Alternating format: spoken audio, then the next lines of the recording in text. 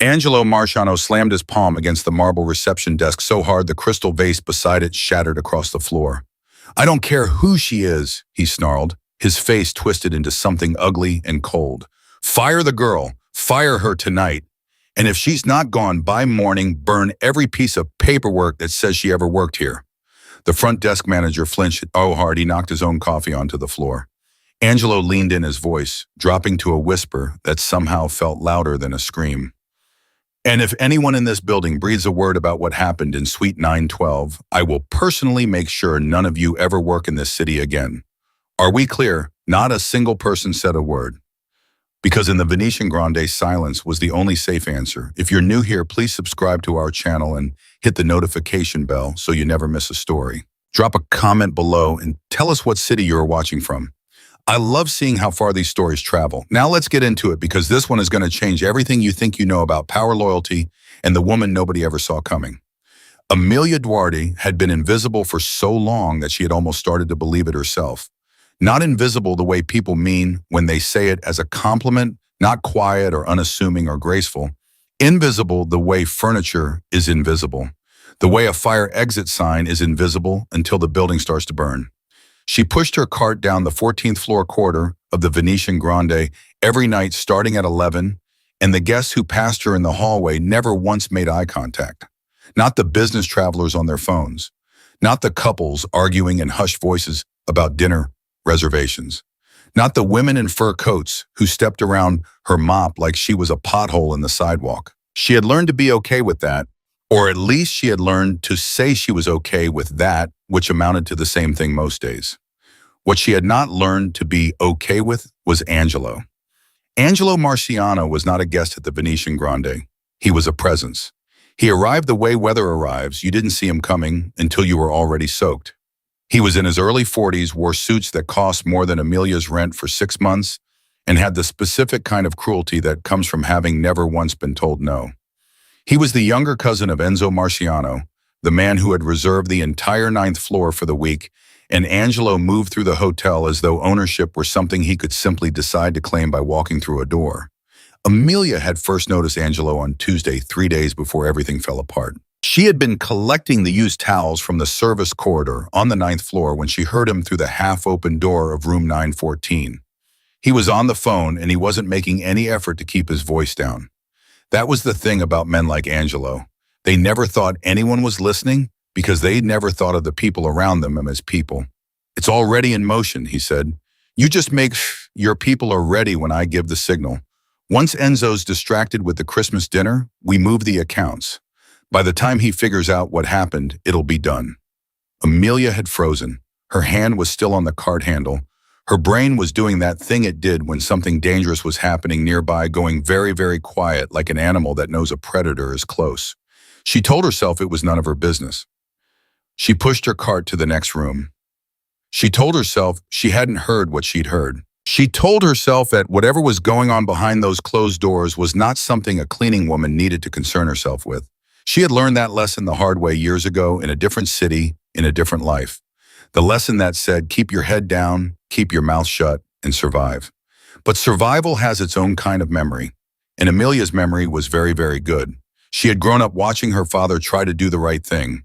He had been a warehouse supervisor in Detroit, an honest man in a job that didn't reward honesty. When he found out his employer was moving stolen goods through the facility, he had gone to the right people. He had done everything the way you were supposed to do it, and 6 months later he was dead. His car forced off the bridge on Route 9 in January ruled an accident by a police department that everyone in their neighborhood knew was on someone's payroll. Amelia was 19 when it happened. She had been in her first semester of college studying business, dreaming of an office with a window. After her father died, there was no more college. There was just surviving. And she had been surviving ever since moving from city to city, job to job, learning to read rooms and people and situations the way other people learn to read books. Quickly, thoroughly, and never forgetting a word. So when she pushed her cart past room 914 on Wednesday night and heard Angelo's voice again, lower this time, more controlled, talking to someone in person, she didn't keep walking. She slowed down because something in her gut was pulling like a fishhook, and she had learned the very hardest way possible that you ignore that pull at your own risk. The driver's been handled, Angela was saying. Enzo won't get the call until it's already over. And by then the transfers will have cleared. A second voice, one she didn't recognize, said something she couldn't quite catch. Then Angelo again. He trusts me. That's his problem, not mine. Amelia kept moving, but she was already calculating. She spent the rest of that shift in a state of controlled, quiet terror. Not panic. Panic was a luxury she had never been able to afford. Just that cold, clear-eyed reckoning that comes when you realize the building you're standing in is on a fault line and the question is no longer if the earthquake is coming, but when. She told herself again that it was none of her business. She believed it almost for about 4 hours. Then Thursday arrived. Thursday was the night Enzo Marciano himself came down to the lobby at 11:15 in the evening, dressed in dark trousers and a white dress shirt with the collar open, and asked the front desk for fresh ice. No bodyguards, no entourage. Just a man who wanted ice, apparently unaware that the entire staff of the Venetian Grande had been operating at a level of sustained low-grade terror since his arrival on Monday. Amelia was in the lobby collecting trash from the decorative bins near the entrance when she saw him. She recognized him immediately, not from television or from the papers, though he was in both, but from the way people moved around him. There was a radius of space that formed naturally wherever he stood like a magnetic field. People stepped back without being asked. Eyes slid away without being told. He was taller than she'd expected, broader through the shoulders. He had dark hair going silver at the temples and a face that looked like it had been through things most faces hadn't been through and had come out the other side of those things with a kind of hard-weathered authority that was almost completely different from Angelo's cheap cruelty. Angelo performed power. Enzo simply had it the way a mountain simply has elevation. It wasn't trying to prove anything. He took the ice from the flustered front desk associate without a word, turned to go back toward the elevator and stop. Because Amelia was standing 6 feet away from him and she was staring at him. Not gaping, not frozen. Staring. With that specific look on her face that people got when they had something to say and were deciding whether saying it was worth the cost. Enzo Marciano looked at her. She should have looked away. Every reasonable instinct she had said, look away, finish your route, go home, forget everything. Instead, she said quietly and directly, you need to know something. The lobby seemed to hold its breath. One of the bodyguards who had been standing near the elevator, she hadn't even clocked him, which told her something about how good he was, moved forward immediately, hand already going to his jacket. Enzo stopped him with 2 fingers raised, a gesture so small it was almost nothing. The bodyguard stopped like he'd hit a wall. Enzo looked at her. His expression didn't change. Say it. She said it, quickly, precisely, with no embellishment. She told him what she had heard through the door of room 914. She told him the words as close to it as she could remember them. She told him about the driver, about the accounts, about the Christmas dinner and the signal. She told him what she had heard the night before. She didn't editorialize. She didn't speculate. She just reported the way she had once watched a journalist on television describe the way to deliver information under pressure. Facts first, emotion never. And keep it short enough that whoever is listening can't find a reason to stop. When she was done, the lobby was very quiet. Enzo studied her for a long moment. Then he said, "Why are you telling me this?" It was a fair question. She had asked herself the same one for the last 18 hours. "Because I watched someone I loved do nothing when it mattered," she said. "And I've been watching that choice play out ever since. I'm tired of watching." Something moved in his face, something she couldn't quite name. Not softness exactly, more like recognition, the specific recognition of someone who has also spent a long time watching things play out from the wrong side. He said, "Come with me." She said, "I'm still on shift." He looked at her with an expression that suggested he found this both absurd and somehow impressive. "I'll square it with your manager." She thought about arguing. She thought about saying no, about going back to her cart and her corridor and her invisible life. She thought about her father on that bridge in January. She went with him. The 9th floor was different from the other floors in ways that had nothing to do with the decor. It was quieter the way bunkers are quiet. There were 2 men she hadn't noticed before positioned at either end of the corridor, dressed like hotel guests in a way that convinced nobody who knew what to look for. They clocked Enzo immediately and tracked Amelia with the flat, assessing attention of people whose entire professional existence was about measuring threat. Enzo took her to the suite at the end of the hall and closed the door. There was a man inside, already late 50s, salt and pepper beard, seated at the table with a laptop and a cup of coffee, who looked up when they entered with the calm of someone who had long since decided that surprise was an emotion he could do without. "This is Dante," Enzo said. "He's been with me 22 years. You can say what you said downstairs. Say it again exactly." She said it again. Exactly. Dante's coffee cup stopped halfway to his mouth. When she finished, the two men exchanged a look that contained an entire conversation, the kind of compressed, silent communication that comes from 2 decades of operating in close quarters under pressure. Then Dante set his cup down very carefully and said, "The Christmas dinner is Saturday." "I know," Enzo said. "That's 48 hours. I know." Amelia stood very still and waited. She was good at waiting. It was something she had in common with people who had been surviving on the edge of other people's decisions for a very long time. Enzo turned back to her. "Who else heard this?" "No one. I was alone in the corridor." "You're certain?" "Oh, I'm certain. Why should I believe you?" She looked at him steadily. "Because if I was working for your cousin, I wouldn't have needed to tell you anything. I would have just let it happen. The only reason I'm standing here is because I made a choice that is going to complicate my life considerably, and I'd appreciate it if we could skip past the part where you interrogate my motives and move to the part where you figure out what you're going to do about it." There was a beat of silence. Then, for the first time since she'd walked into this room, Enzo Marciano almost smiled. It wasn't a warm smile. It wasn't even a particularly friendly one. But it was real, which was more than she could say for most of the expressions she'd seen in this hotel over the past 3 years. "Dante," he said without looking away from her, "get Lorenzo on the phone. Tell him we have a problem with the Christmas arrangements." Dante was already reaching for his phone. Enzo said to Amelia, "Sit down." She sat down. "Tell me about yourself," he said, "and don't give me the version you give people you don't need to impress. Give me the real one." She almost said there isn't a real one. But that was the thing she said to people she was trying to get rid of, and she was starting to understand that getting rid of Enzo Marciano was not currently an option. So she gave him the real one. She told him about Detroit. She told him about her father. She told him about the 18 months she had spent in Cincinnati working for a legal aid nonprofit, sitting across from people who had been destroyed by systems that were supposed to protect them, watching them trying to understand how they had ended up where they had ended up. She told him about coming to this city, taking the job at the Venetian Grande because it paid in cash, and she needed time to figure out the next step, and somehow the next step had kept not arriving, and 3 years had gone by, and here she was. She left out the parts that weren't relevant. She had always been good at that, at editing herself into the version of the story that was true without being more than necessary. Enzo listened without interrupting.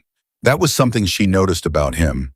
He was a listener in a world of talkers, and he listened with his whole attention, the kind that makes you feel slightly exposed even when you haven't said anything particularly revealing. When she finished, he was quiet for a moment. "Then your father's name." It wasn't a question. It was a request for something specific, and she understood why, even before she answered. "Robert Duarte," she said. Something moved through his expression. Not quite recognition, something more complicated. "And the employer who was moving the goods." "Castillo Logistics, but the company dissolved in 2009. The man who ran it, Franklin Castillo, he relocated to Florida. I looked him up a few years ago. He's retired, golf every day. Nothing ever touched him." Enzo was very still. Then he said quietly and distinctly, "Franklin Castillo has been laundering money through 3 shell companies in the port of Miami for the last 4 years. He is not untouchable." The room went very quiet. Amelia stared at him. "How do you know that?" she said. "Because 2 of those shell companies," Enzo said, "have been operating under licenses issued by a man who owed me a significant debt. I know things about Franklin Castillo that the state of Florida has been trying to learn for a decade." He paused. "I'm telling you this so that you understand what it means that you are sitting in this room right now. I don't bring people into my confidence carelessly. I'm going to need to know whether that instinct is sound." She held his gaze. Her heart was doing something complicated in her chest, something that was not quite fear and not quite hope, and was in fact somewhere in the territory between them, where the most dangerous decisions live. Test it, she said. I intend to, he said. Dante came back into the room and said something low to Enzo in Italian that Amelia didn't catch. Enzo's expression didn't change, but something in his posture shifted, a minute tightening, a recalibration, the kind of physical tell you only learn to read in people after you've spent years watching them very carefully from a safe distance. He stood. He looked at her. Angelo is in the hotel right now. He's in the restaurant on the second floor meeting with two men who arrived an hour ago. I need to know if either of those men matches anything you saw or heard over the last 3 days. She stood. Show me. He looked at her for one more moment with that expression she couldn't quite name, something, measuring something careful, something that hadn't yet decided what to make of her, but was deeply interested in finding out. Stay close, he said, and don't let anyone in this building see your face while you're with me. She thought that's something I've been trying for 3 years. She didn't say it. She followed him out of the suite and down the corridor, and somewhere in the back of her mind, in the part that kept careful records and never let herself forget what survival actually cost, she registered that something had just shifted, something fundamental and irreversible. The kind of shift that you only recognize fully in retrospect when you're looking back at the moment and trying to understand it when your old life ended and the new one began. She didn't know yet what this new life would cost her, but she was already paying into it. The restaurant on the second floor of the Venetian Grande was called Orata, and it was the kind of place where the lighting was designed to make everyone look like they had money even when they didn't. Enzo didn't take Amelia through the front entrance. He took her through the service corridor that ran behind the kitchen, the one she knew better than any guest in the building ever would, the one she had walked 300 times with her cart without once thinking it might matter for something other than collecting dirty linen. He stopped at the end of the corridor at the place where a narrow gap in the wall gave a sightline into the restaurant's eastern section. Dante was already there, positioned with the practiced stillness of a man who had spent decades waiting in small spaces for important things to happen. 2 men, Enzo said quietly. Booth in the back left. Angelo's been with them for 40 minutes. Amelia looked through the gap. She saw Angelo immediately that particular way. He held his shoulders like he was constantly bracing for a fight he expected to win. He was leaning forward across the table, in the way people get when they are very close to something they want very badly. Across from him were 2 men. One was heavy-set, mid-50s with a thick neck and the kind of stillness that came not from calm but from discipline. The other was younger, leaner, with close-cropped hair and eyes that moved continuously, cataloging the room in a sweep that never fully stopped. Amelia looked at the younger one for 3 full seconds. The one on the right, she said. He was in the corridor Wednesday night. I didn't see his face then, but I recognized the way he moves. He came out of Angelo's room when I was at the far end of the hall. I thought he was a guest. Dante said very quietly, "You're certain?" "I'm certain." Enzo and Dante exchanged that look again, that compressed, wordless exchange she was starting to recognize as their primary language. "That's Carver," Dante said to Enzo. "If Carver's here, this isn't just about the accounts." "No," Enzo said, "it isn't." Amelia looked at him. "Who is Carver?" "Someone who contracts for people who want permanent solutions to complicated problems." Enzo's voice was flat and precise. "He doesn't move money. He moves outcomes." It took her exactly 1 second to understand what that meant. When she did, something cold settled into her stomach and stayed there. "Angelo isn't just taking your money," she said. "No," Enzo said again. "How long have you suspected him?" He looked at her. It was the kind of look that measured exactly how much to say and to whom and why. Then he said, 3 months, but suspicion without proof is just paranoia, and Angelo knows it. He's been careful." "Not careful enough," Amelia said. "No, not careful enough." He looked back through the gap at the 3 men in the booth, because he never thought anyone was listening. People like Angelo never do. She heard the echo of her own thought from 2 days ago come back to her in his words. And something about that, the symmetry of it, the fact that they had arrived at the same observation from entirely different directions, steadied her in a way she hadn't expected. They moved back down the service corridor. Enzo was already thinking out loud to Dante in low, rapid sentences, running through logistics she could only partially follow. Names, timings, a reference to something called the Ferretti account that made Dante's jaw tighten. She walked beside them and processed what she was processing and did not let herself think too far ahead, because thinking too much ahead was a luxury you only had when the ground under your feet was stable, and right now the ground was anything but. Back on the ninth floor, the suite had acquired two additional occupants. Men she hadn't seen before, both standing near the window with the kind of focused economical energy that told her immediately that they were operational rather than decorative. Enzo introduced neither of them. He simply moved to the table, sat down, and looked at her. "Sit," he said, not unkind, just direct. She sat. "I'm going to tell you something," he said, "and I'm telling you because you've earned it and because I need you to understand the full weight of what you've walked into. Angelo has been building this for 18 months. The accounts are the cover. The real play is a takeover. He wants the operation, not just the money. And Carver's presence means the timeline has moved up. Whatever was supposed to happen Saturday has already been moved to tonight." The room went very still. Amelia said, "Tonight." "That's my read. Carver doesn't sit in restaurants for 40 minutes unless something is already in motion." Dante's phone buzzed. He looked at it, and his expression did something Amelia hadn't seen it do yet. It flickered, just for a second. Then it locked back down. "Lorenzo confirms," Dante said. "The two men who arrived with Angelo this morning checked out of their rooms an hour ago, left their luggage." One of the men by the window said something in Italian. Short, sharp. Enzo said in English she understood it was for her benefit. "How many does that put in the building?" "Minimum 6, Dante said. "Possibly 8. Amelia did the math quickly. The ninth floor had 4 of Enzo's people positioned. The lobby had 2 more she had clocked on the way up.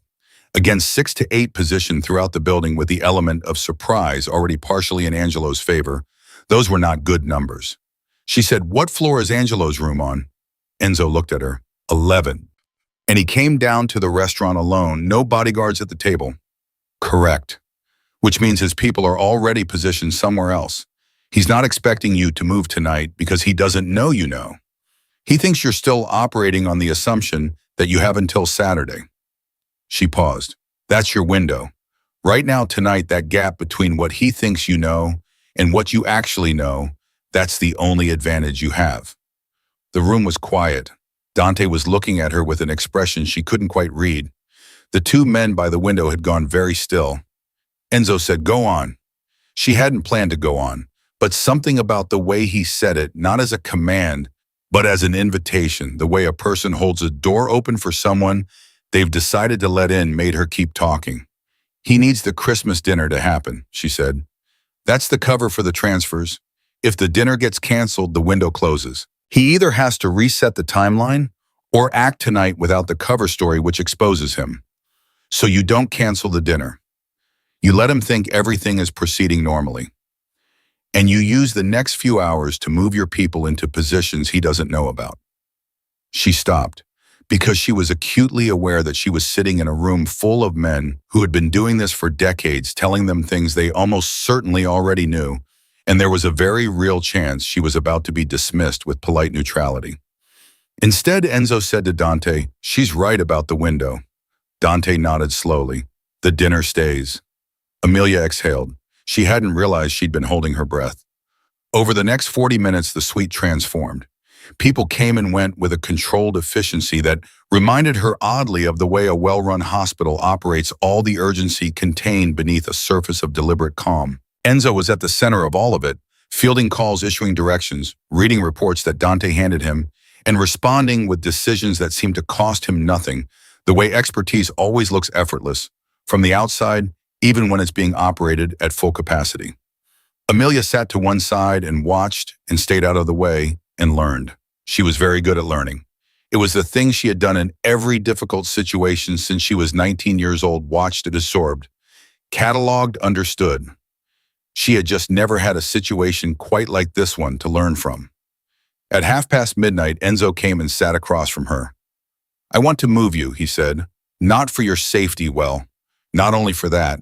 I need someone in this building who can move freely without drawing attention. Angelo's people know my people. They don't know you." She looked at him. "You want to use me?" "Yes." She appreciated the directness. It was rarer than people thought. "What do you need?" she said. "Angelo is going to leave the restaurant in the next 30 minutes. When he does, he's going to go up to his room on 11. I need to know whether he goes alone or whether someone joins him. I need to know if he makes any stops on the way. I need eyes on his movements that don't look like surveillance. She said, I'm a janitor. I'm invisible. Exactly. And if he recognizes me, I was in the corridor on Wednesday. He may have seen me. Enzo said, did he look at you? She thought about it. The specificity of the memory, the door ajar, Angelo's back to her, the phone pressed to his ear. No, she said. He was on the phone. His back was to me. Then you're invisible, Enzo said. You've been invisible in this building for 3 years. Be invisible for 1 more hour. She thought about what it would mean to go back into that corridor with her cart, wearing her uniform, doing the things she had done every night for 3 years, except this time knowing what she knew. She thought about all the ways it could go wrong. She thought about her father. She said, give me 20 minutes to get back to the service floor and restock my cart. I need to look like I'm mid-shift. Enzo nodded. She stood. Then she stopped. One more thing. Carver, the man in the restaurant. Is he staying in the building? Dante said, room 108. She filed that away. 11 is Angelo's floor. Yes. So they're already coordinating in close quarters. She looked at Enzo. If Angelo doesn't go back to his room alone, if Carver goes with him or meets him there, that's not a planning meeting. That's a final briefing. That's tonight moving from possibility to certainty. The room absorbed this. Then one of the men by the window said something in Italian, fast and sharp, and Dante's phone went off at the same moment, and the controlled efficiency of the room suddenly had a different quality to it, less deliberate, more immediate. Dante looked at the phone. Angelo just left the restaurant. Everyone moved. Amelia moved faster. She was in the service corridor before anyone told her to go, pulling the uniform jacket she'd left on the cart hook, straightening her name tag, becoming again the thing she had been for 3 years. The woman in the gray uniform with the cart, the woman nobody saw, the woman the building had been built around without ever once acknowledging. She hit the stairwell and went up. The 11th floor was quiet in the way floors get quiet late at night, when most guests are in their rooms, and the hallway hum of conversation and televisions drops to almost nothing. She came out of the stairwell at the north end, pulled her cart out of the service alcove where she positioned it on her way up, and started moving. She was halfway down the corridor when the elevator at the south end opened. Angelo stepped out. He was alone. No, not alone. Behind him came the younger man from the restaurant. Carver. She kept moving, slow, steady, the particular rhythm of someone whose body knows this works so well that the mind can be somewhere else entirely. She didn't look at them. She collected a used room service tray that had been left outside 10103. She straightened a cart bag. She was wallpaper. She was furniture. She was invisible. Angelo and Carver walked past her with 18 inches of clearance and not a single glance. But she heard Carver say very quietly in a voice designed not to carry, "It's confirmed. The 2 from downstairs are already on 9. They'll wait for your signal." And Angelo said, 3 hours. Give him 3 hours to settle in for the night. Amelia kept walking. She did not speed up. She did not slow down. She went to the end of the corridor, turned into the service alcove, and stood very still with both hands on the cart handle and her heart hammering so hard she could feel it in her back teeth. 3 hours. She had 3 hours. She was back on the 9th floor in 4 minutes. She didn't bother with the elevator. She took the stairs at a pace she hadn't moved at in years, and she was breathing hard when she came through the suite door, but her voice was steady. 3 hours, she said. Angelo gave a signal in 3 hours. He has at least 2 people already on this floor. Carver confirmed it directly. The room went electric. Enzo was on his feet. Dante was already on the phone. The 2 men who had been positioned by the window were gone. She hadn't even seen them leave. Enzo looked at her. You're certain of the words. 3 hours. 2 from down a stair already on 9. Wait for his signal. She met his gaze. I'm certain. He held her gaze for exactly 2 seconds. Then he turned to Dante and said 3 words in Italian that she didn't understand, but that clearly meant something immediate and significant, because Dante was speaking into the phone before Enzo finished the sentence. Then Enzo looked back at her. You need to get off this floor. I'm more useful here. Not if it goes loud. I need you out of the line. She said, if it goes loud, your people on this floor are going to need someone who can move through the service areas without triggering Angelo's men. I know every access point on every floor. I know where the security cameras are and which ones have blind spots because I've been cleaning around them for 3 years. You can tell me to leave and I will. But you're going to lose the one asset you have that Angelo hasn't accounted for. The silence in the room was different this time, heavier, more considered. Dante, still on the phone, glanced at Enzo. Something passed between them. Enzo said to her, "If this goes wrong, I cannot protect you." "I know," she said, "and you're still standing here." "I'm still standing here." He studied her. That long, measuring, careful look that she was beginning to understand was not skepticism, but the specific attention of someone who took people seriously enough to look at them directly before deciding to trust them. He said, "Then stay, but you do exactly what I tell you. No improvisation, no heroics, no decisions without checking with Dante first. Are we clear?" "Clear," she said. "Good." He turned back to the table. "Then let's talk about the next 3 hours because we are going to need every minute of them." She pulled up a chair. She sat down at the table. And for the first time in 3 years, for the first time maybe since she was 19 years old and her father was still alive, and the world still had the shape she thought it had, Amelia Duarte was not invisible. She was necessary. She was in the room. And the people in the room were planning around her, not over her, not past her, around her the way you plan around something load-bearing, something essential, something you cannot afford to lose. She didn't let herself feel how much that meant. Not right now. There was no time for that right now.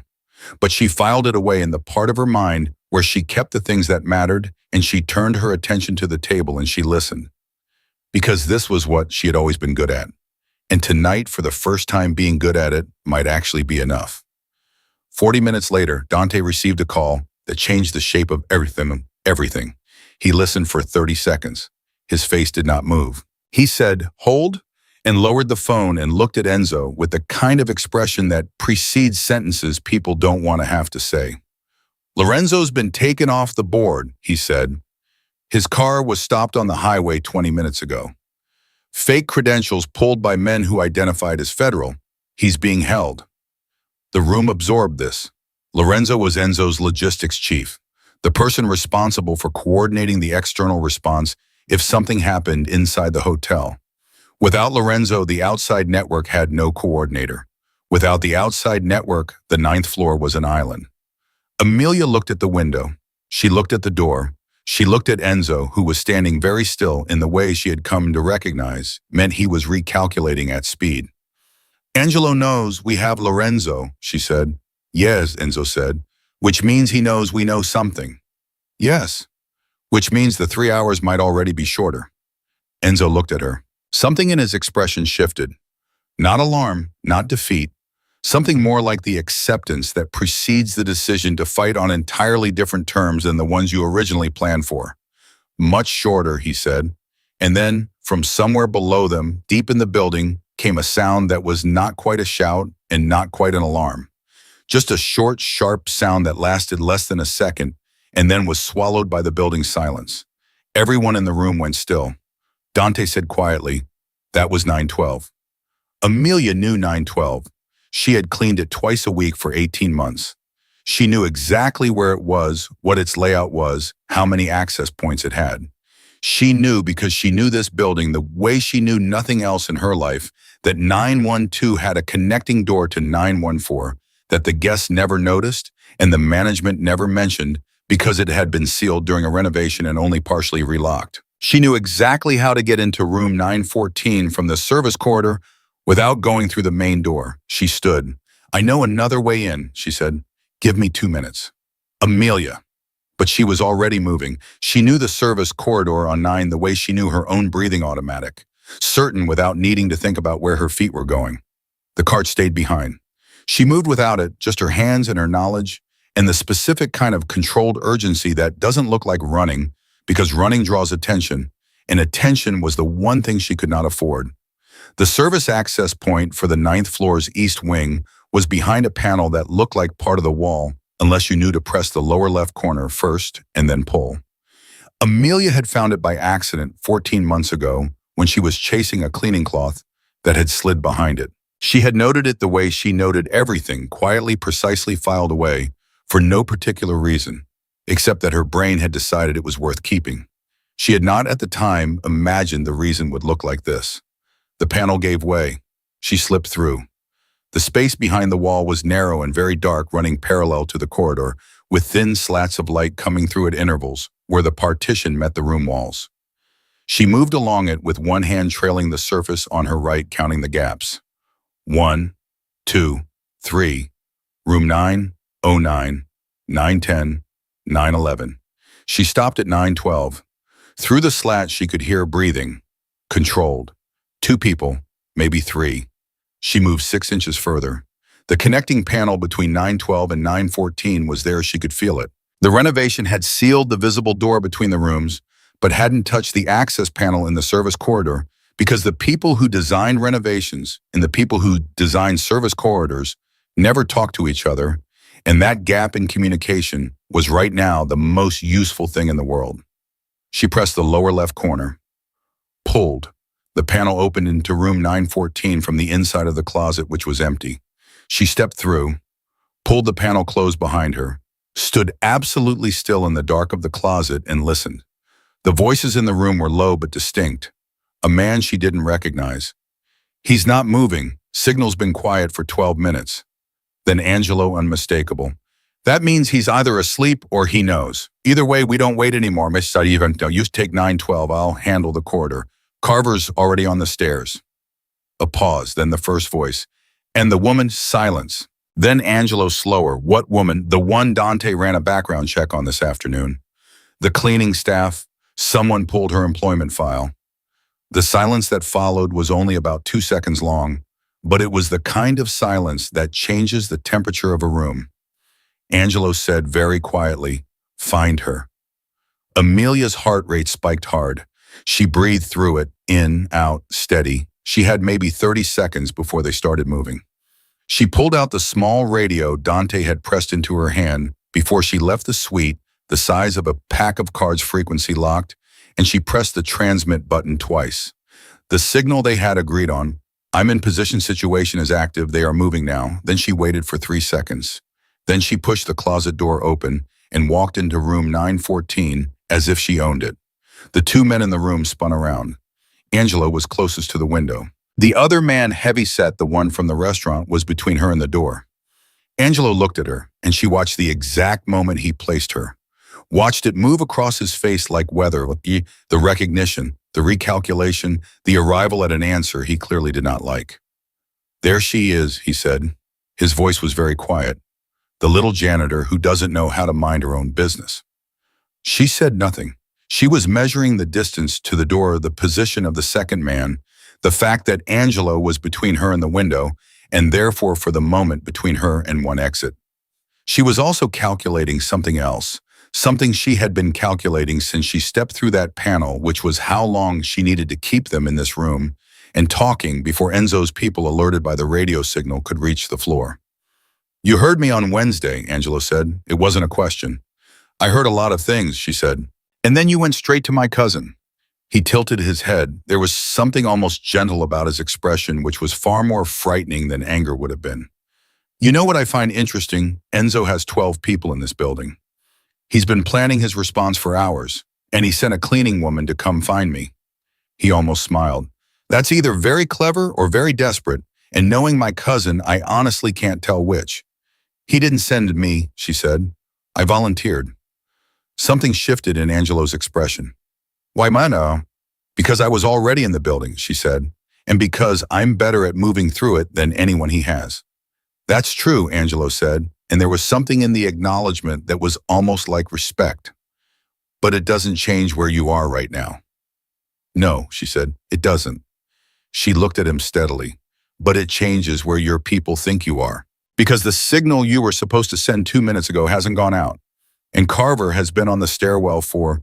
She glanced at her watch, 9 minutes now, which means he's starting to wonder why no one has checked in. She watched Angelo process this, watched him reach for his phone. The door behind the heavy-set man opened. 2 of Enzo's men came through so fast and so cleanly that the heavy-set man was against the wall and secured before Angelo's hand reached his jacket pocket. It happened in approximately 4 seconds. Professional, efficient, and completely silent, except for the brief muffled impact of a body against a wall. Angelo went very still. Enzo came through the door last. He looked at the room. He looked at Angelo. He looked at Amelia, and something moved behind his eyes.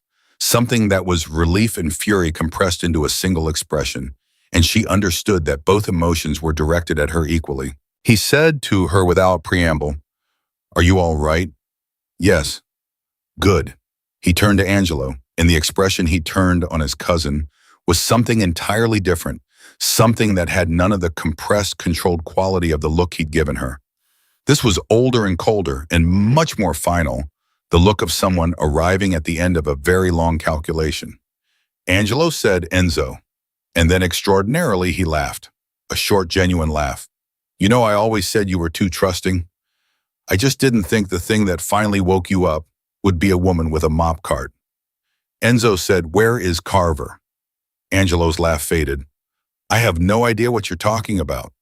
Angelo, "I'm telling you. 3 people are in federal custody at a rest stop on the highway," Enzo said. "2 of the men you brought into this building are currently having a conversation with my people in the basement. The accounts you were planning to access have been frozen for the past 90 minutes. Carver is the only outstanding variable." He paused. "So I'll ask again, where is Carver?" The silence this time was different. Amelia could see Angelo calculating, reassessing, running through his options, and arriving at the same answer she had arrived at 3 minutes ago, when she stepped through the closet, that the ground he thought he was standing on had already been removed, and he just hadn't felt himself falling yet. "Stairwell B," Angelo said finally. His voice had gone flat. "He'll be on 9 by now." Enzo said a single word in Italian to the man standing nearest the door, who spoke into his radio and left the room in one continuous motion. Then Enzo pulled a chair from beside the desk and sat down directly in front of Angelo. And something about that, the deliberateness of sitting, the refusal to stand over him, the insistence on meeting him at eye level, was more threatening than any physical gesture would have been. 18 months, Enzo said. "I want to know why." Angelo looked at him for a long moment.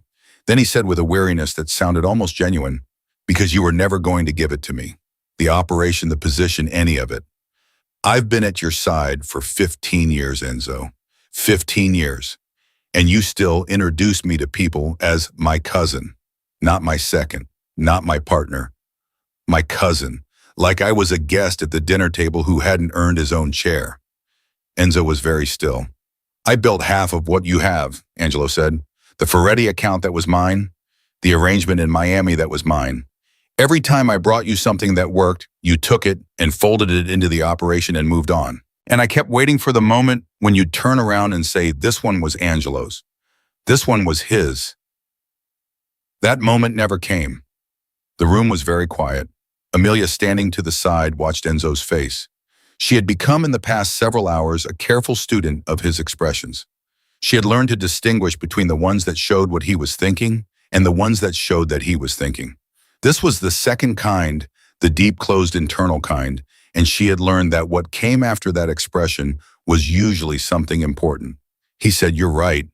Angelo stared at him. "Not about the rest of it," Enzo said. "Not about this, but about the recognition you're right. I didn't give you what you earned." He paused. "I also didn't know you wanted it, which is a different conversation. But it's a true one." Something moved across Angelo's face that she hadn't seen there before. It cracked just for a second, the carefully maintained surface of a man who had decided that grievance was easier to live with than grief. She recognized it because she had worn the same expression herself in different mirrors in different cities, and she knew what it meant. It meant that the story someone had been telling themselves, the story that justified the choices that made the anger righteous and the betrayal logical, had just been interrupted by something too honest or to ignore. Angelo said, "It's too late, Enzo. I know. Whatever you're going to do, I know that too." Enzo stood. He looked at his cousin for a moment with an expression that was, as far as Amelia could determine, the saddest thing she had seen from him. Then he turned away. "Get him out of here," he said to the men behind him. "Comfortable. No harm.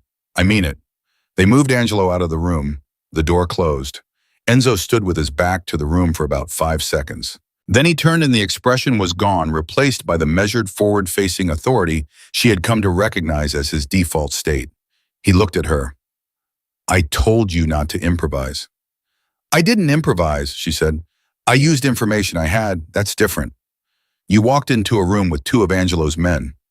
I also gave you a 2-minute window that you used to get your people into position. If I had radioed from the corridor, they would have heard the signal and moved before you could contain them. He looked at her for a long moment. Then he said, you were also trying to buy time because you knew they'd run a check on you. She didn't answer. Dante found the flag on your file 20 minutes before you went into that corridor. He said, you knew they were looking for you. She said, it seemed like the moment to be useful. He said, you could have been killed. She said, yes, but I wasn't. Dante appeared in the doorway. He looked at Enzo. He looked at Amelia. He said, Carver's been picked up, stairwell B93. He's cooperative. Enzo nodded. And Lorenzo, released. Whoever was holding him pulled back when the building went quiet. He's 20 minutes out. Another nod. Then Enzo said, what's the status on the accounts? Frozen and intact. Our people in the city are executing in the recovery sequence now. The transfers Angelo set up will be reversed by morning.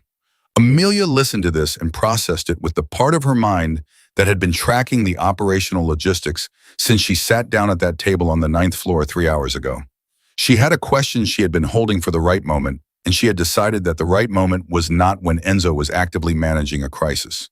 She had been waiting for the exhale the moment after the acute pressure released and the longer reckoning began. She decided this was it. Franklin Castillo, she said. Both men looked at her. You said you know things about him, things the state of Florida has been trying to learn for a decade. She looked at Enzo directly. I need to know if that's still true, or if it was something you said to get me to trust you. The question sat in the air between them. Dante looked at Enzo with an expression that said very clearly that this was above his pay grade to manage. Enzo said, it's still true. Then I want to know what you know. That's a significant request. I know. You understand what asking for that kind of information means, what it would require from you in exchange. She looked at him. I'm already in this room. I've already made choices tonight that I can't undo. The question isn't whether I'm involved. I am involved. The question is what I'm involved for. He studied her, that long, particular study. Then he said, sit down. She sat. He sat across from her, and for the next 40 minutes, he told her about Franklin Castillo. He told her in the precise, carefully selected way. He told her everything. Facts first, sequence clear, no embellishment. And what he told her was worse and more detailed and more actionable than anything she had imagined in the years she had spent occasionally looking up Castillo's name online and finding nothing but golf scores and charity donations in the particular polished surface of a man who had learned how to make himself look like someone the world had no reason to look at twice. She listened without interrupting. She filed everything. And when he finished, she sat for a moment in the specific silence of someone who has just received information that changes the shape of a wound they have been carrying for a very long time. She said, can you prove it? Yes. In a way that holds up. In a way that would hold up in 3 jurisdictions, he said. It's taken 4 years to build. I haven't moved on it because it wasn't the right time and because I didn't have the right partner. She looked at him. Something in the word partner landed differently than she expected. Not romantically, it was nothing like that. It was something older and more serious, the word in its original sense, someone who carries part of the weight. Someone you trust with the load? She said, what would moving on it look like? He said, it would look like a very careful, very quiet series of conversations with people who are positioned to act on the information. It would look like someone who understands discretion managing the documentation chain. It would look like the kind of operation that takes months and requires someone who can move in spaces that people like me cannot move in. He paused. Someone invisible. She said, I'm not invisible anymore. He said, no, but you know how to be. That's different and it's rarer. Dante's phone went off. He glanced at it and said to Enzo, Lorenzo's downstairs. Enzo stood. He looked at Amelia. I need an hour. Stay in the suite. Eat something. There's food on the table that nobody's touched. And think about what I just told you. I'm already thinking about it, she said. I know. Think harder. He left. Dante followed. She sat alone in a room 914 for the first time since she had come through the service panel, and she let herself for approximately 90 seconds feel everything she had been not feeling for the past 4 hours. The fear she had controlled, the adrenaline she had burned through, the specific bone-deep exhaustion of a person who has been operating at the edge of their capacity for an extended period and can now for a moment acknowledge that fact. She thought about her father. She thought about the bridge on Route 9. She thought about Franklin Castillo on a golf course in Florida, the sun on his face and nothing on his conscience, living the life that should have been interrupted 20 years ago by a system that was supposed to catch men like him. She thought about the woman she had been 12 hours ago pushing her cart down the 14th floor corridor, invisible and surviving, and telling herself that was enough. It had never been enough. She had known that for years. She had just been waiting without fully realizing it for the thing that would make the alternative survivable. She got up and found the food on the table in the suite, a covered tray of things that had been ordered hours ago and gone cold, and she sat down and ate because her body needed it and because she was someone who understood the operational importance of maintaining basic function even when your life was restructuring itself around you. She was halfway through a bread roll when Dante came back in. He looked at her. She looked at him. This was the first time they had been in a room alone together, and she noticed that without Enzo present, he seemed to recalibrate, slightly less formal, less compressed. He said, "How are you doing?" She said, "I'm eating a cold bread roll in a room where 30 minutes ago 2 of Angelo's people were planning a signal that would have ended very badly for your employer. How are you doing?" The corner of Dante's mouth moved. Not quite a smile, but close. "Fair point." He pulled out the chair across from her and sat.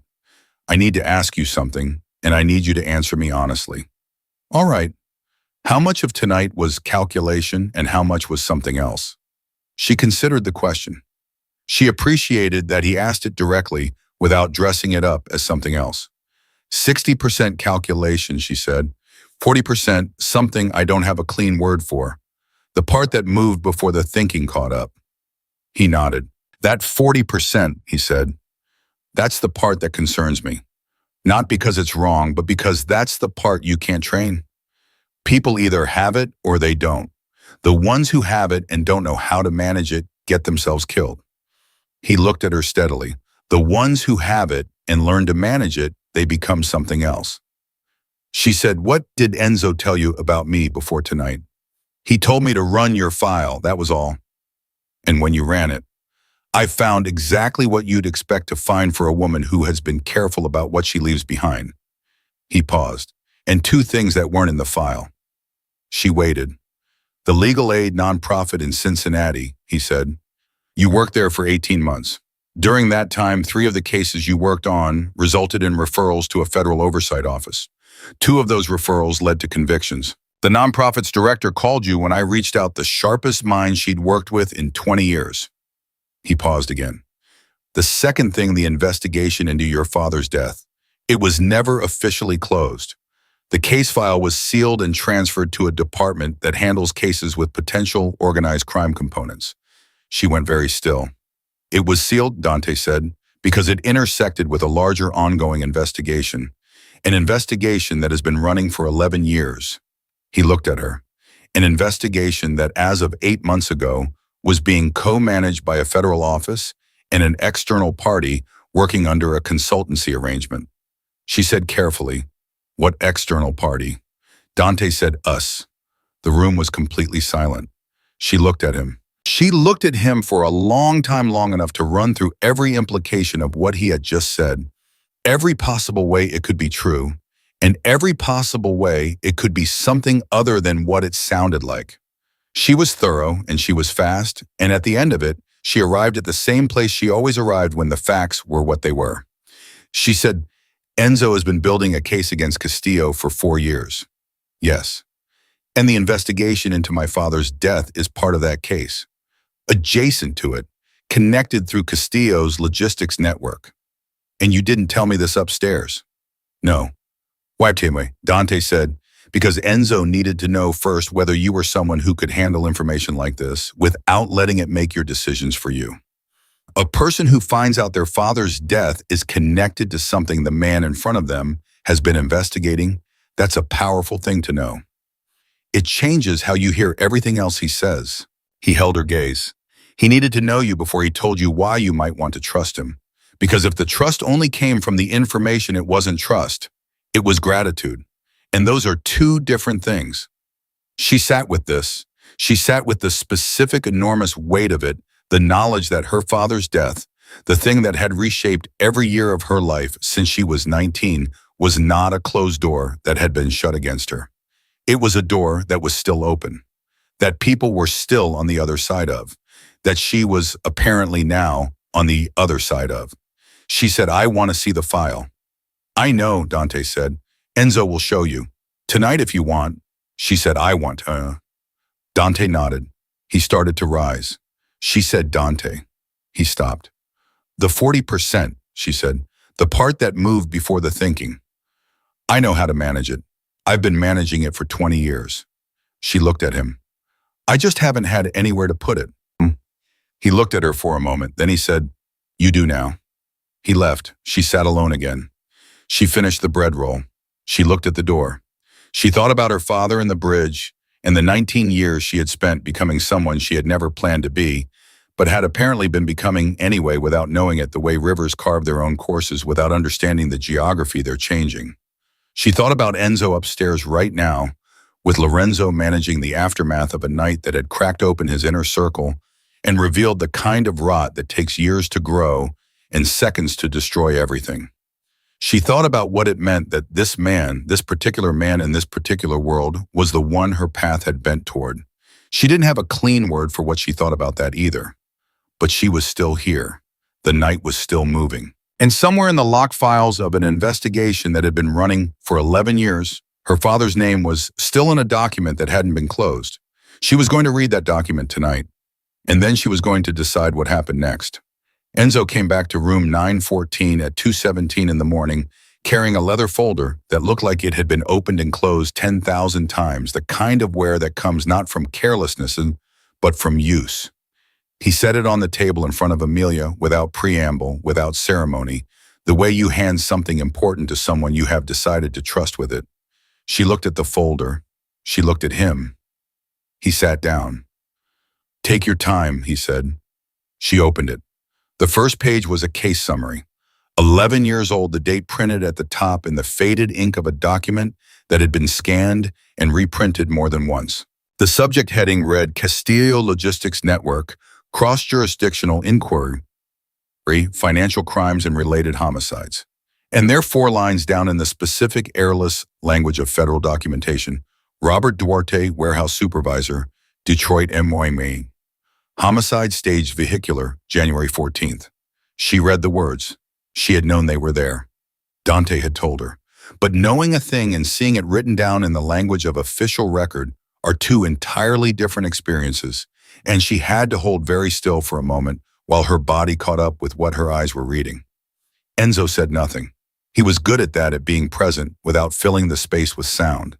She turned the page. The investigation had begun not with her father, but with a customs agent in Baltimore who had flagged an anomaly in shipping manifests connected to Castillo Logistics in 2013. The agent's report had been shelved twice before it reached a federal analyst who recognized the pattern, not goods being smuggled in, but records being falsified to create paper trails for money that didn't exist in any legitimate form. The falsified records connected to shell accounts. The shell accounts connected to payments. And the payments traced backward through 3 layers of financial architecture that had taken 2 years to dismantle, connected to a network of people in 6 cities who had been removed from situations where they posed a threat to the operation. Her father was one of 7.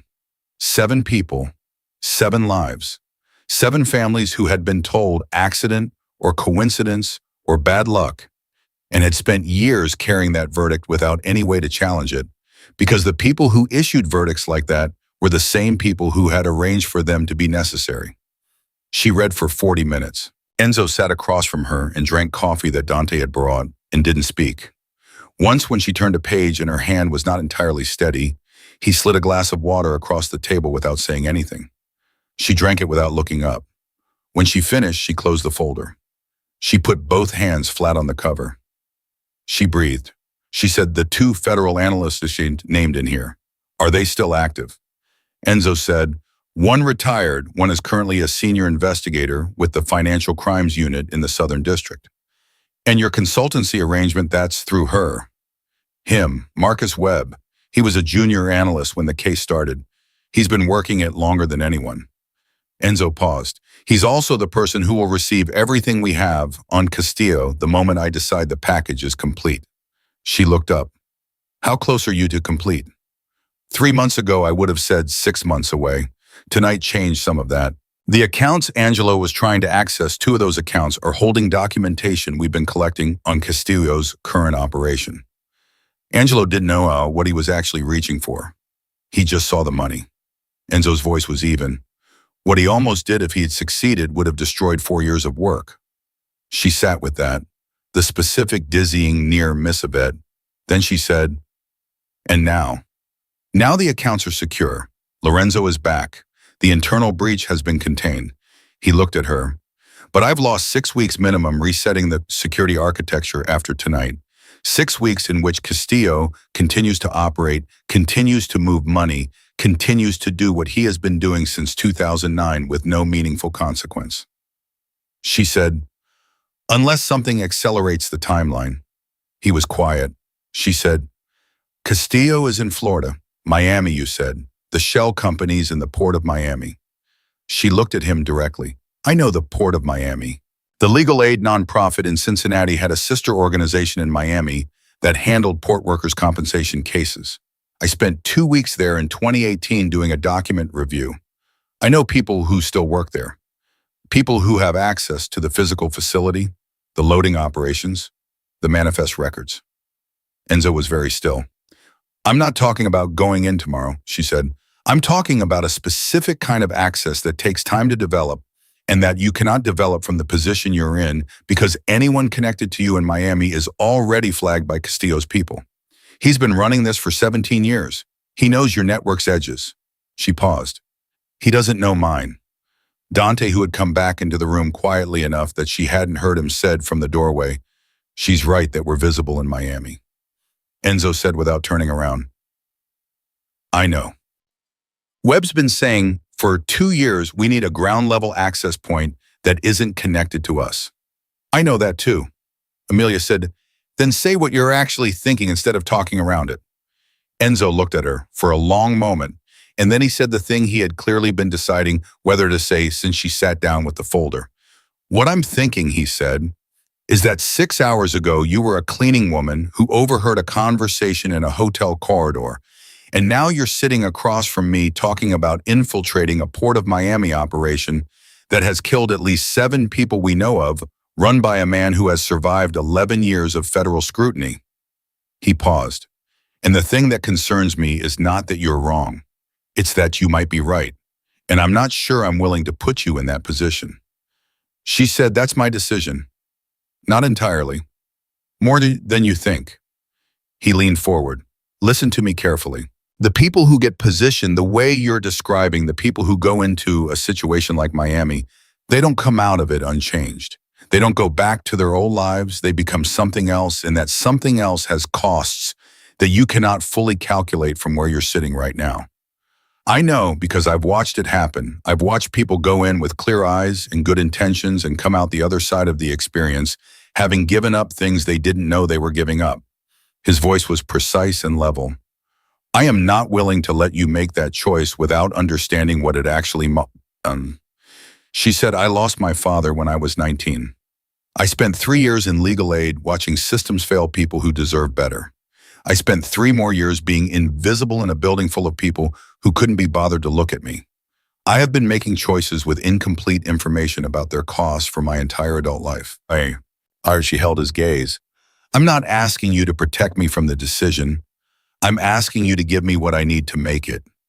The room was very quiet. Lorenzo, who had come in while they were talking and positioned himself near the window with the quiet competence of a man who had just spent several uncomfortable hours in federal custody and was not going to let that slow him down, said from across the room. She held the floor in 914 for 90 seconds against 2 of Angelo's men to give us the window we needed. I pulled the radio log. She transmitted at 1:43, and we were through the door at 1:45. 2 minutes. She kept them talking for 2 minutes. He looked at Enzo. That's not luck. That's something you either have or you don't. Enzo said, I know what she has, Lorenzo. Then stop treating her like a variable and start treating her like an asset. The word landed in the room and stayed there. Amelia looked at Lorenzo. She had barely spoken to him. He had come in from the cold, literally and figuratively, while she was reading the file. He was compact and direct and had the specific no-nonsense manner of someone who operated entirely on the basis of demonstrated capacity with no interest whatsoever in anything that hadn't been earned. She liked him immediately. Enzo sat back. He looked at the ceiling for a moment, the brief internal recalibration of a man who has decided to stop arguing with something true. Then he looked at her. All right, he said, here's what I'm willing to do. You spend the next 3 weeks learning everything about the operation, the full picture, not the summary, the financial architecture, the network contacts, the documentation chain, everything Webb has built. You learn it completely. If at the end of 3 weeks you still want in, we talk about Miami. He paused. But you do it from a secure location, not from this hotel and not alone.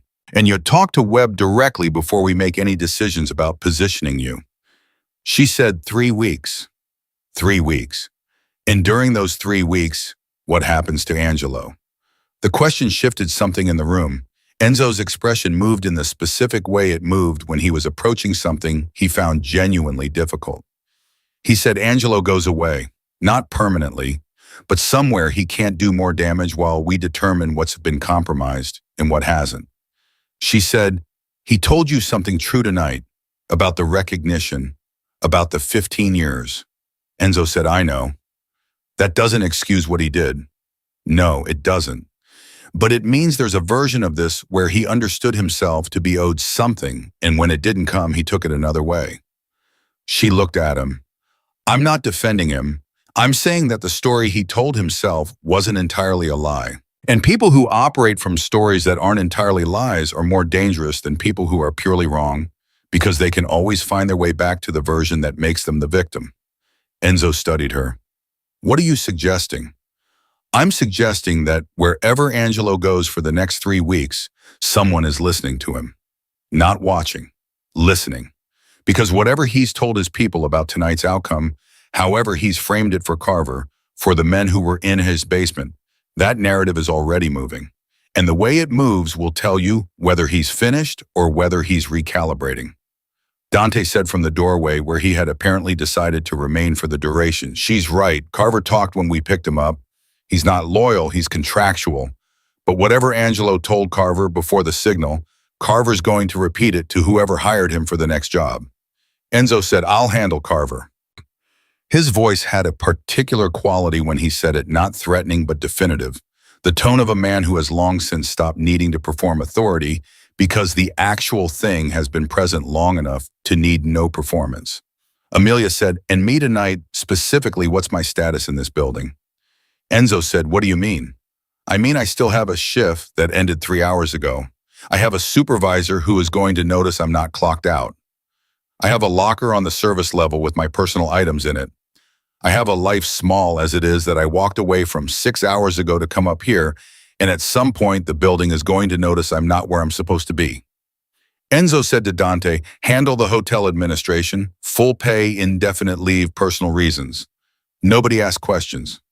Dante said, already started the paperwork. She looked at Dante. You were already doing that. He said, I started it when you went through that service panel.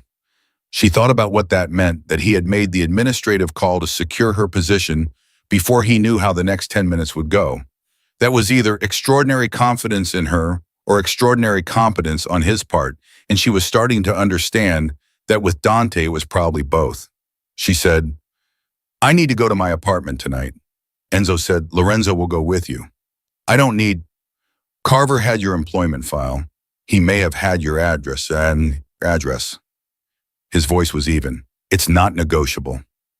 She looked at Lorenzo. Lorenzo looked at her with the expression of a man who has been assigned to do things he finds more and less pleasant and has made peace with all of them. I'll drive, he said. You won't know I'm there. She said, I always know when someone's there. He almost smiled. Then you'll be bored. She turned back to Enzo. She had one more question, and it was the one she had been holding the longest since the moment in the restaurant corridor when she had first understood the full shape of what she was walking into. She had been waiting to ask it because she had needed to know him better before she could read the answer accurately. She had spent the last 6 hours learning him, and she thought she knew him well enough now. She said, "Why did you tell me about my father? About the investigation? You could have kept that from me. You had every reason to. It's leverage, it's motivation, it's the kind of information that makes a person compliant in ways that serve you. Most people in your position would have held it back and used it at the right moment." She paused. "You gave it to me at 2 in the morning while the building was still settling from a crisis. Why?" He held her gaze. He said, "Because your father deserved to be found, and you deserved to know that someone was still looking." A pause. "And because I have spent a significant portion of my life operating in a world where information is currency and trust is transactional, and I am exhausted by it. You walked into my lobby tonight with no angle, no ask, no calculation. You just told me what you knew because you thought it was the right thing to do."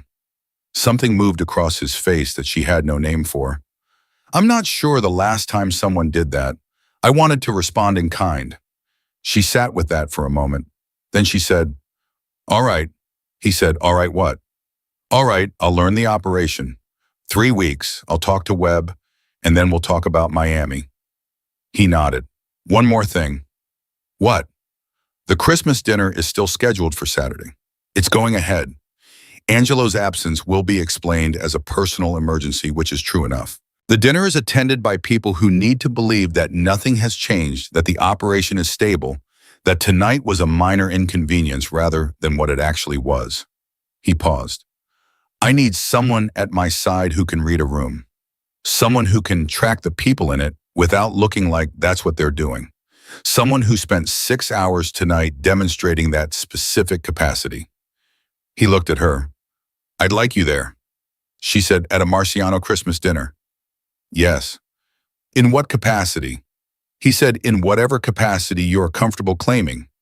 Guest, advisor. I don't care what the label is. I care that you're in the room." She thought about her uniform hanging in her locker on the service level.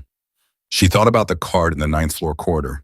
She thought about 3 years of corridors and carts and the particular invisibility of a person who has been moving through a world that doesn't see her accumulating knowledge that no one knew she had. She thought about her father. She said, "I'll need something to wear that isn't a gray uniform." Something in Enzo's expression shifted, not quite amusement, not quite relief, but something between them, a warmth that had nothing performative about it. He said, "Dante." Dante said from the doorway, "Already on the list." Amelia stood. She was tired in a way that went all the way down to the structural level, the kind of tired that comes not from physical exertion alone, but from operating at full psychological capacity for an extended stretch. She felt it in her hands and behind her eyes and in the specific heaviness of her shoulders. But under the tired, something else was running, something she hadn't felt in a long time, maybe not since she was 18, and the world still had the shape she thought it had. Something clean and purposeful and pointed directly at the future instead of sideways at the past. She said, "I'll be back by 6. Lorenzo was already at the door. She crossed the room. She stopped. She turned back to Enzo, who was still sitting at the table with the leather folder in front of him, and she said the things she had been deciding since she read the last page of the investigation file. "The 7 people in that case summary," she said, "my father and the other 6. When the case closes, when Webb files the complete package, I want their names in the public record. Not buried in a footnote, in the record, where their families can find them." She held his gaze. "Can you make that happen?" He said yes. She said, "Then we have a deal." She followed Lorenzo out of the room, down the corridor, into the elevator, through the lobby, where the night staff moved with the quiet efficiency of people who had collectively decided that whatever had happened in this building in the last several hours was above their pay grade, to discuss, and out into the cold morning air of a city that was still dark but was beginning in the east to think about light. In the car, Lorenzo drove and didn't talk as promised. She sat in the passenger seat and watched the city go past the window and let herself exist for a few minutes in the space between what had been and what was coming. Her phone buzzed. A text from a number she didn't recognize. She looked at it.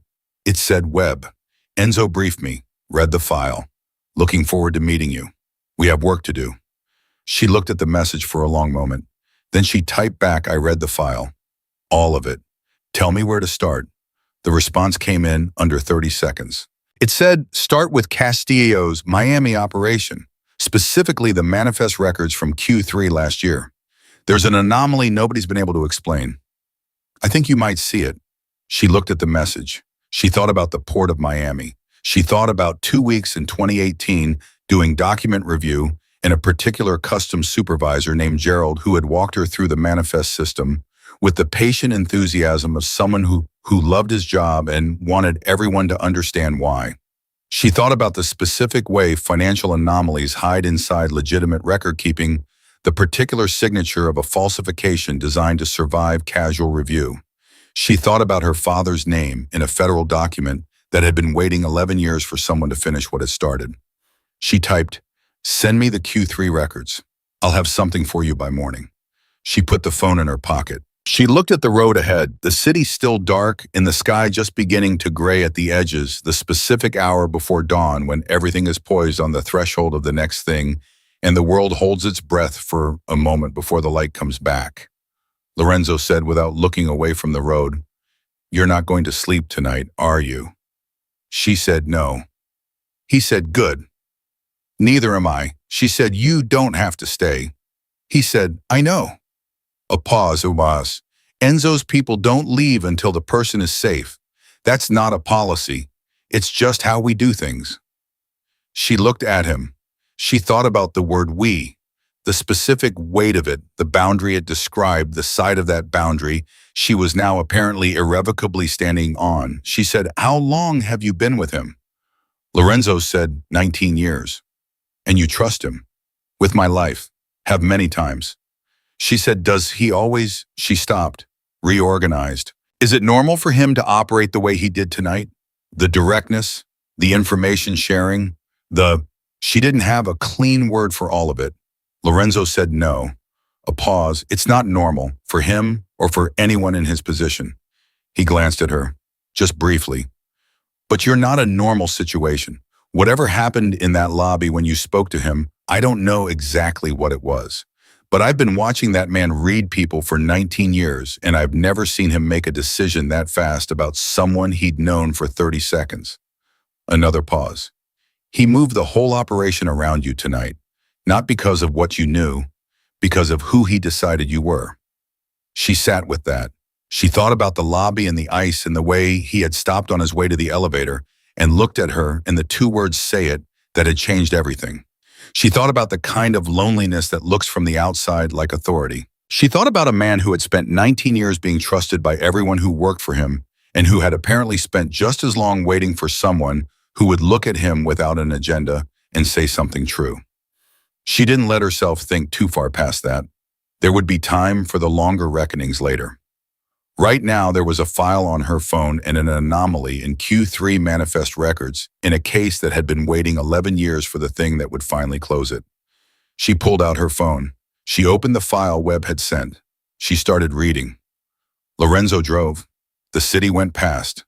The sky kept getting lighter, that slow, gray winter morning light that comes in stages and always arrives no matter how long the night has been. And Amelia Duarte, who had been invisible for 3 years and had decided in the space of one night to be something else entirely, read the file and thought and did not look up again until she saw something in the numbers that no one else had seen. When she did, she said, stop the car. Lorenzo pulled over immediately. She said, do you have a way to reach Webb directly? Not through Enzo. Lorenzo said, yes. She said, call him right now. Tell him I found it. Lorenzo looked at her. Found what? She said, the reason the case has been running for 11 years without closing. The reason none of the documentation chain has been enough to move. She looked up from the phone. Castillo has someone inside Webb's office. Someone who's been adjusting the record every time it gets close enough to matter. That's not an anomaly in the manifests. That's a signature. I've seen it before. It's the same pattern that buried the investigation into my father's case in 2013. She held Lorenzo's gaze. He's not just protected on the outside. He's protected from within. Lorenzo stared at her. Then he picked up his phone and called Webb. Webb answered on the second ring, which told her he hadn't been sleeping. His voice was alert and clipped the voice of someone who had been sitting with this case so long that the middle of the night felt indistinguishable from the middle of the afternoon. "Talk to me," he said. She talked. She laid it out in the same precise sequential way she had laid everything out since the beginning of this night. Facts first pattern, second implication, third.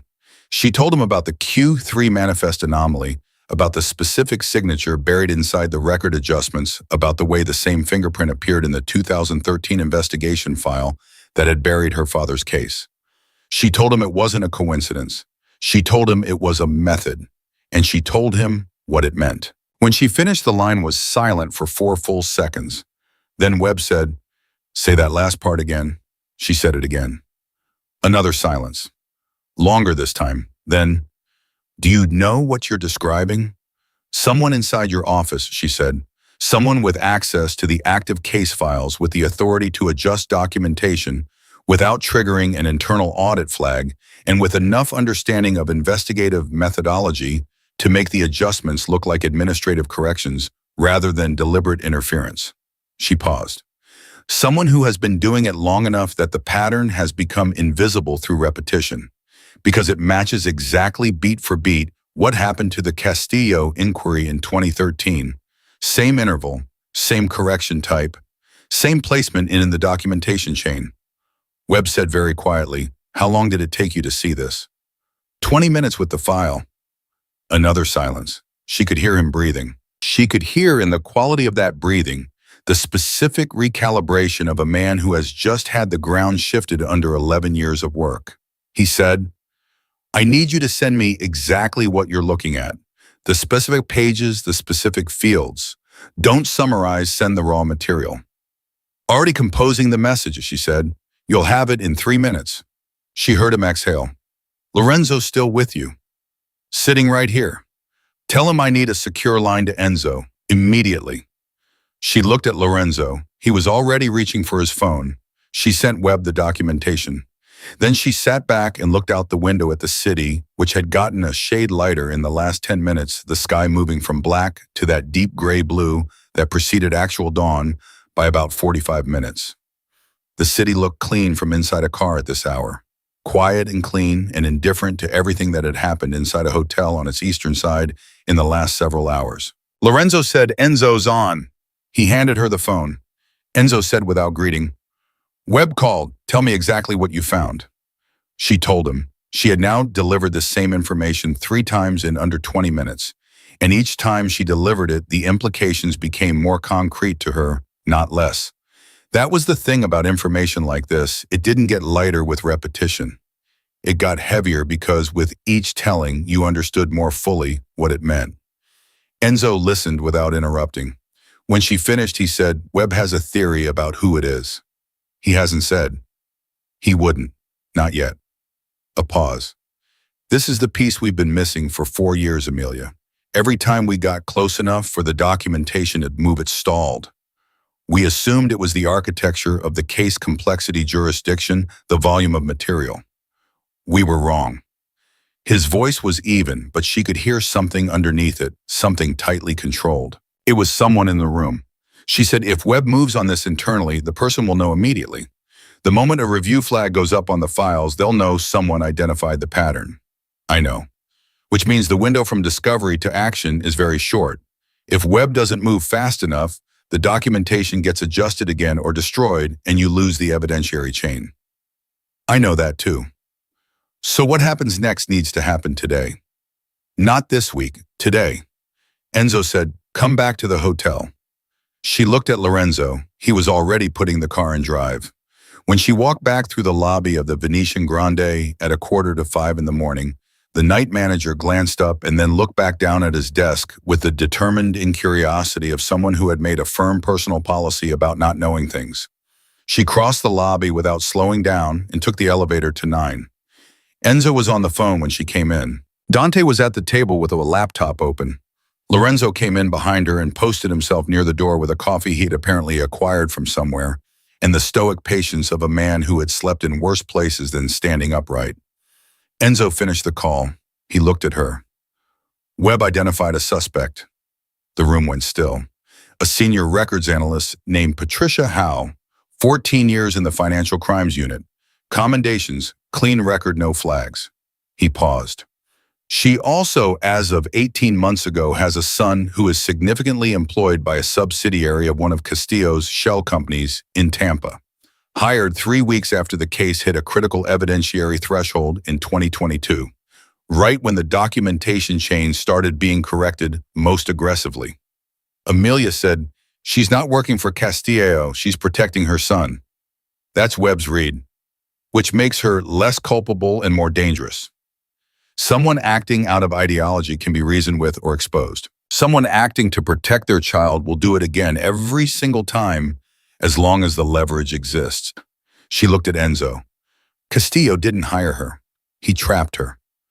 Dante said quietly, "That's his pattern. It's in the earlier case files. 2 of the 7 people who were killed had been used the same way first.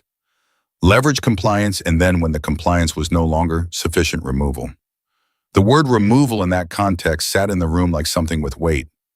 Amelia thought about Patricia Howe. She thought about a woman 14 years into a career doing her job, and then one day her son gets hired somewhere, and she understands immediately what it means. And from that moment forward, every decision she makes is made inside a cage she didn't choose and can't leave. She thought about the specific grinding impossibility of that.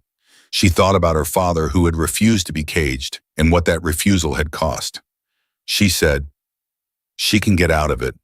Enzo said, "But if she cooperates. If Castillo's leverage over her son is neutralized, if the son is protected and relocated before she makes any move, so she knows the retaliation she's afraid of can't reach him." She looked at Enzo. "Can you do that?" He looked at her for a moment.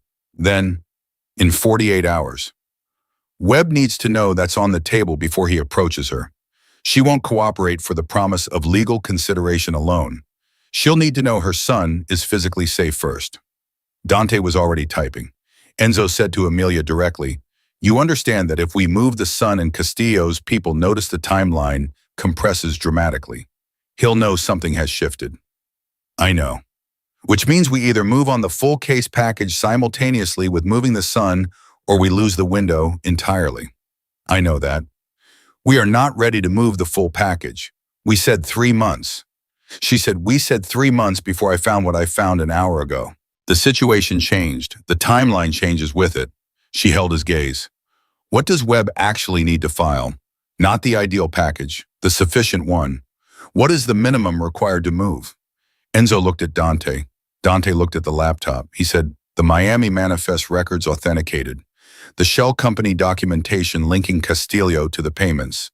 The testimony of at least one cooperative witness with direct knowledge." He paused.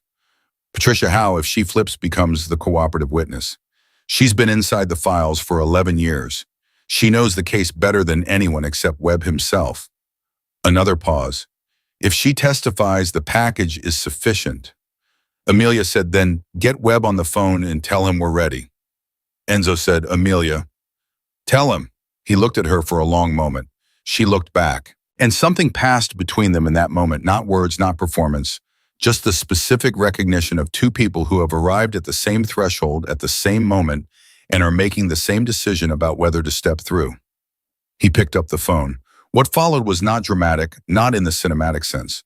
It was a series of calls and messages across the next 2 hours conducted in low, precise voices by people who had been operating on no sleep for a long time and had reached the particular clarity that sometimes comes on the other side of exhaustion when the body gives up on comfort and the mind burns clean and cold and sharp. Webb worked his own channels. Enzo worked his.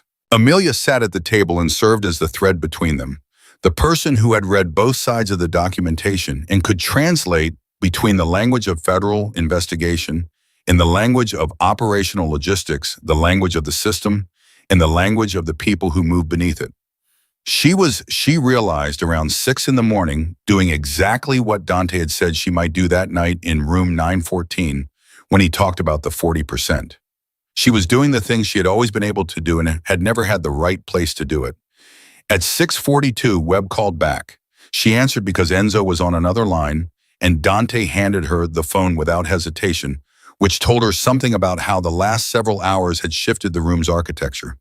Webb said, "Patricia Howe has been contacted through a back channel by someone I trust. She wants to talk." She said her son. "First thing she asked about," Webb said. "I told her we could move him within 36 hours. She cried for about 90 seconds and then said, 'Tell me what you need.'" A pause. "She's been carrying this for 3 years. I think she's been waiting for someone to give her a door." Amelia said, "Everyone's been waiting for a door. Most people just don't get one." Webb said, "You found the pattern in 20 minutes that 11 years of investigation missed. I want to know how."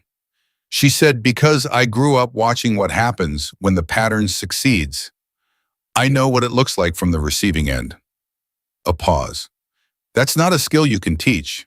It's a thing you have because of what happened to you." Webb was quiet for a moment. Then he said, "Your father was a good man, Ms. Duarte. I've been reading his file for 4 years.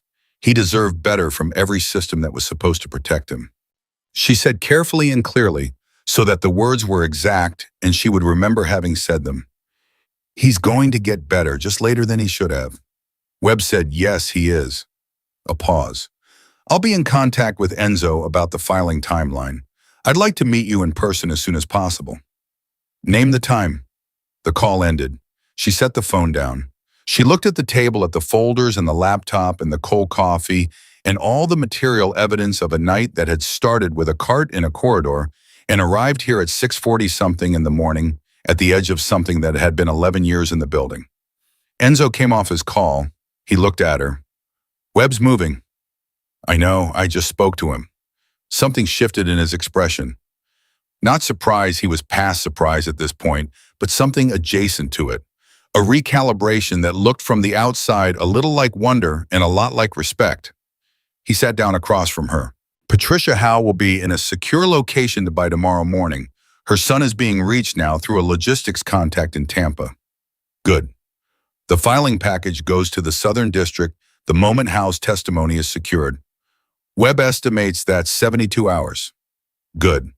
Which means Castillo, by Friday, will be looking at the beginning of the end of something he has believed for 17 years was untouchable." She said he was wrong. "Yes," Enzo said, "he was." A beat. Then she said, "Angelo, what happens to him now?" Enzo looked at the table, then back at her. "He's in a secure location outside the city. He'll stay there while the operational assessment runs. After that," he stopped. He was right about what he said. "I didn't give him what he earned. I can't undo the last 15 years. But what he did in response to it, there's no version of that I can excuse or absorb back into the operation." He paused. "He'll have a life. A reduced one-on-one lived at a significant distance from everything he's known. But he'll have it." She said, "That's more than he arranged for you." "Yes," Enzo said, "it is. And I need to be able to live with both of those facts simultaneously." She understood that, the specific moral weight of choosing mercy in a situation where it wasn't required. The cost of being the person who does that, and the different cost of being the person who doesn't. She said, "The Christmas dinner is tomorrow night." He said, "Yes." "And you still want me there?" He said, "More than before." She said, "I'm not going as a guest." He looked at her. She said, "If I walk into that dinner as a guest, I'm a woman who spent 3 years cleaning this building and happened to be in the right place at the right time. A story, not a presence. An interesting footnote." She held his gaze. "I want a seat at the table because I've earned it, not because you're being generous." Enzo said, "I know the difference between generosity and recognition." "So do you." She said, "Then say it plainly." He said, "You are the reason the case that has been running for 11 years is going to close. You are the reason Angelo didn't succeed. You are the reason Patricia Howe has a door to walk through and the reason her son won't spend the rest of his life as leverage." He paused. "You walked into this building 3 years ago as a woman who was surviving. You're leaving it as something else. I want you at that table because the table is where decisions get made, and you have demonstrated comprehensively that you belong in that room." She said, "And after the dinner?" "After the dinner, we talk about what comes next. Properly." with a full picture of what the operation looks like and what role you want to play in it. He paused. I'm not asking you to commit to anything tonight. I'm asking you to show up tomorrow. The rest we build.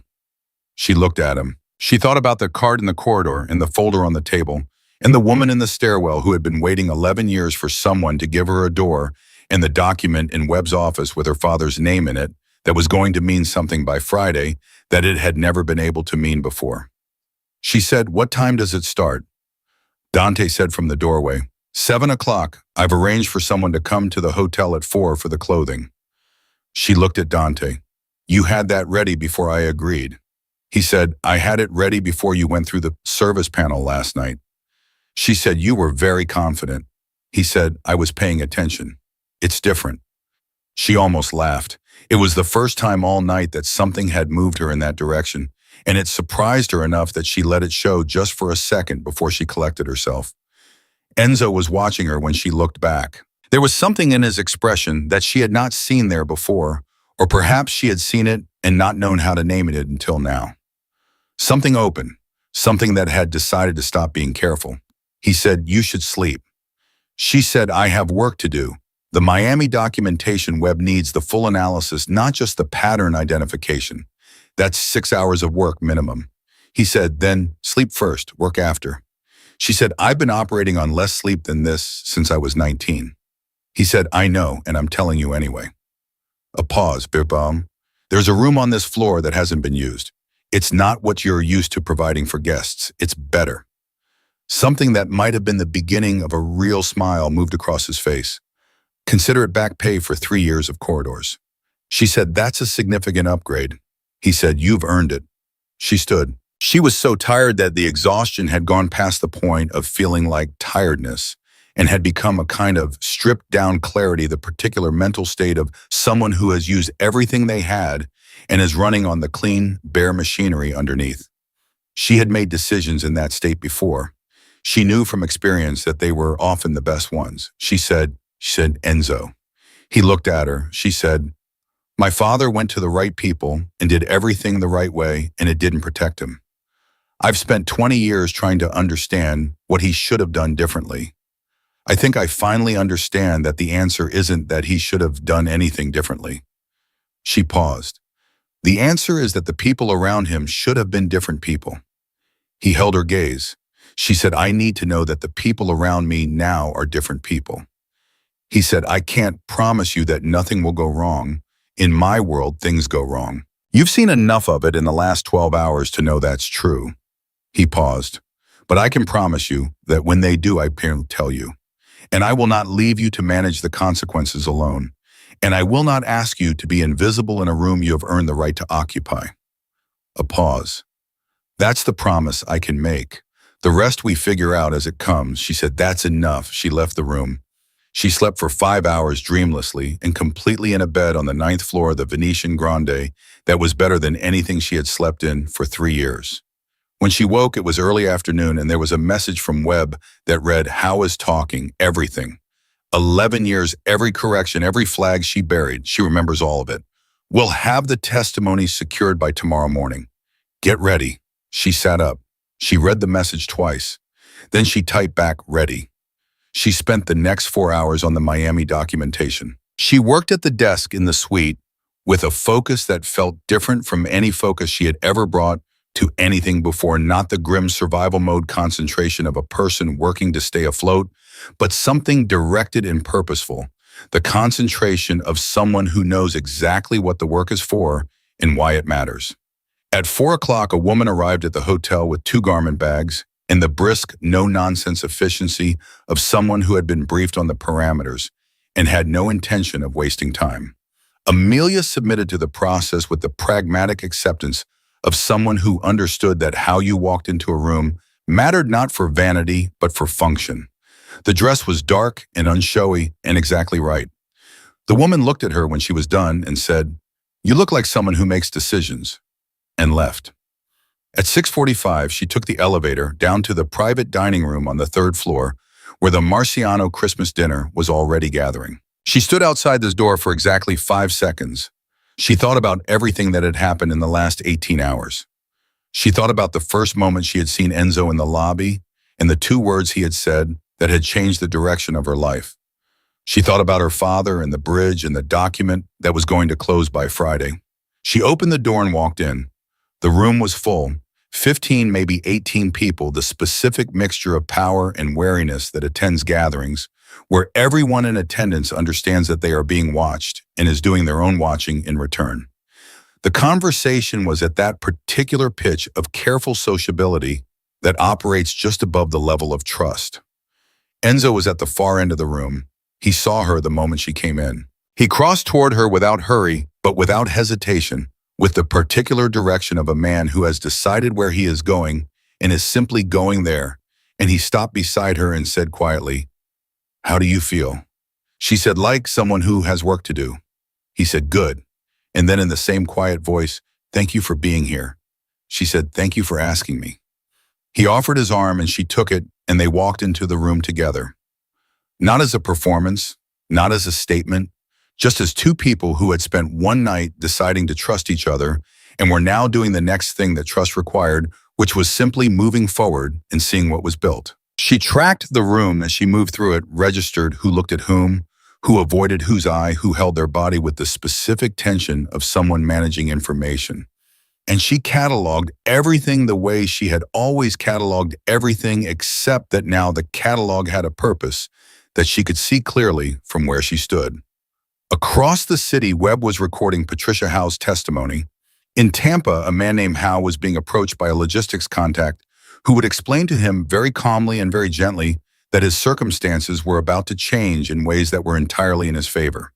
In the Southern District, a filing package was being assembled that would by Friday morning land on the desk of a federal judge with the full evidentiary weight of 11 years of work and one night's worth of revelation. And in Miami on a golf course, Franklin Castillo was having no idea that the world he had constructed, the careful, protected, polished world that had kept him comfortable and free and untouched since 2009, was dismantling itself from the inside out, one document at a time, at the hands of a woman he had never heard of and would never see coming. Amelia Duarte had spent 20 years being invisible. She was never going to be invisible again. And the people who had believed, who had bet their freedom and their safety and their continued existence on the assumption that no one was watching, that no one would piece it together, that the woman pushing the cart down the corridor was furniture and not a force, were about to find out in the most irrevocable way possible exactly how wrong they had been. Justice, when it finally arrives, does not announce itself. It simply shows up quiet and inevitable and completely prepared in the form of the last person anyone ever thought to watch for. And it does not leave until the work is done.